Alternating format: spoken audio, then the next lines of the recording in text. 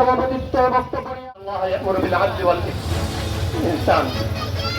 মহান আল্লাহ তাআলা বলেন, তোমরা ন্যায় বিচার করো এবং সদাচার করো।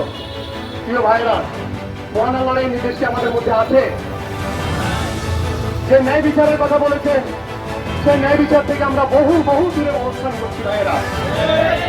যে সদাচারের কথা বলছেন, সেটা আমাদের ভিতরে অনুপস্থিত। তাহলে আমরা কিভাবে বুঝতে পারবো যে আমাদের ভিতরে শান্তি শৃঙ্খলা বজায় থাকবে?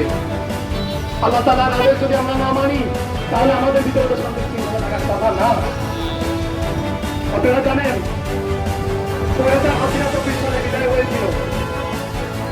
এই স্বৈরাচার আমলেও প্রতি বছর 500, 600, 700, 800 করে মা বোন দূষিত হয়েছে। এরপরে ইন্টারিম সরকার এসেছে, সেখানেও আমার বোন আসিয়ার মতো আরো শত শত মেয়ে ধর্ষিত হয়েছে। এরপরে এখন সবসময় বলা হতো যে একটি নির্বাচিত সরকার আসবে, সেই নির্বাচিত সরকার আসলে নাকি আমাদের দেশে সবকিছু ঠিক হয়ে যাবে। কিন্তু আমরা কি দেখতে পাচ্ছি? আমরা দেখতে পাচ্ছি এই দেশে অরাজকতা আরো বৃদ্ধি পেয়েছে। এই দেশে দিনে দুপুরে ভাইদেরকে হত্যা করা হচ্ছে। এই দেশে সকালবেলা আমার বোন রামিসা ধর্ষিত হচ্ছে, তারপর তার গলা কেটে বাথরুমে ফেলে রাখা হচ্ছে। এটা আমাদের হৃদয় রক্তক্ষরণ হয়। স্বরাষ্ট্রমন্ত্রী আপনি যে বলেছিলেন সবকিছু ঠিক হয়ে যাবে, তো ঠিক তো হলো না। কেন ঠিক হলো না?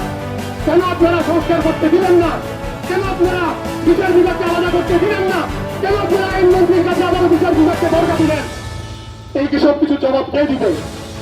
কেউ নাই আমাদেরকে এইসব জবাব দেওয়ার। এই জন্য আমরা রাস্তায় নামতে আসতে বাধ্য হয়েছি। আমি আপনাদেরকে বলবো, ব্রিটিশদের যে আইন আছে, সেই আইনকে ছুঁড়ে ফেলে দিতে হবে। সেই সংবিধান ব্রিটিশদের থেকে নেওয়া, পাকিস্তানিদের থেকে নেওয়া, সেই সংবিধানকে ছুঁড়ে ফেলে দিতে হবে। সেই সংবিধানকে ছুঁড়ে ফেলে দিয়ে মানবতার যে সংবিধান আছে, আমার যে আইন আছে, সেটি গ্রহণ করুন। বর্তমান যে মানুষ, বাংলাদেশের মানুষ, 90% মানুষ যে আইন চায়, সেই আইন বাস্তবায়ন করুন।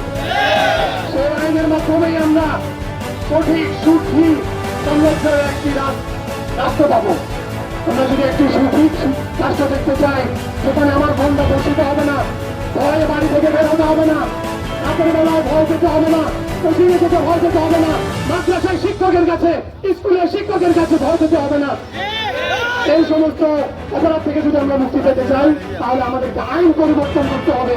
আমাদেরকে এই কালো সংবিধান থেকে মুক্তি পেতে হবে। প্রিয় ভাইয়েরা, এখন যেরকম মেনেছেন, আজকে আমরা হয়তো কয়েকশো মানুষ আছি। ইনশাআল্লাহ আমরা যদি এখানে টিকে থাকতে পারি, কয়েক হাজার মানুষ হবে ইনশাআল্লাহ। সুতরাং আপনারা ভয় পাবেন না, ফেসবুকে লিখতে ভয় পাবেন না, রাস্তায় নামতে ভয় পাবেন না। এখানে একটা প্লেকার্ড হলে, একজন হলে আমি একজন নামবো, আপনারা আসলে আমার পাশে রাখবেন ইনশাআল্লাহ।